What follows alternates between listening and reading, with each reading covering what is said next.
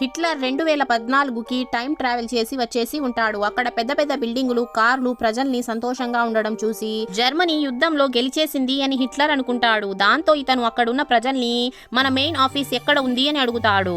దానికి అక్కడున్న వాళ్ళంతా ఇతనెవరో హిట్లర్ గెటప్ వేశాడు అని అనుకుని అతనితో ఫోటోలు, సెల్ఫీలు తీసుకుంటూ ఉంటారు. దాంతో హిట్లర్ కి పిచ్చ కోపం వచ్చి అతను పక్కనే ఉన్న ఒక న్యూస్ పేపర్ షాప్ కి వెళ్తాడు. అక్కడ న్యూస్ పేపర్ లో ఉన్న డేట్ ని చూసి ఇతను షాక్ అయ్యి అక్కడే స్పృహ కోల్పోతాడు. దాంతో పేపర్ షాప్ అతను ఇతన్ని తన ఇంటికి తీసుకుని వెళ్లి బాగా చూసుకుంటూ ఉంటాడు. మెల్లిమెల్లిగా హిట్లర్ న్యూస్ పేపర్లన్నీ చదివి జర్మనీ యుద్ధంలో ఓడిపోయిందని, తన రాజ్యాన్ని 2 భాగాలుగా చేసేశారని, అలాగే జర్మనీకి ఒక మహిళ ప్రెసిడెంట్ గా ఉంది అని తెలుస్తుంది. ఇదంతా చదివిన హిట్లర్ కి పిచ్చ కోపం వస్తుంది. దాంతో హిట్లర్ మళ్ళీ ప్రజల్లో యుద్ధం చేసే మోటివేషన్ ని పెంచాలని అనుకుని ఒక స్టేజ్ షో పెడతాడు. హిట్లర్ స్టేజ్ పైన ఎక్కగానే అందరూ ఇతన్నే చూస్తూ ఉంటారు. దాంతో హిట్లర్ మళ్ళీ యుద్ధం చేద్దాం అని అనగానే ఇదంతా విన్న ప్రజలు షాక్ గా చూస్తూ ఉండిపోతారు. వీడియో నచ్చినట్లయితే లైక్ చేసి ఛానల్ ని సబ్స్క్రైబ్ చేసుకోండి.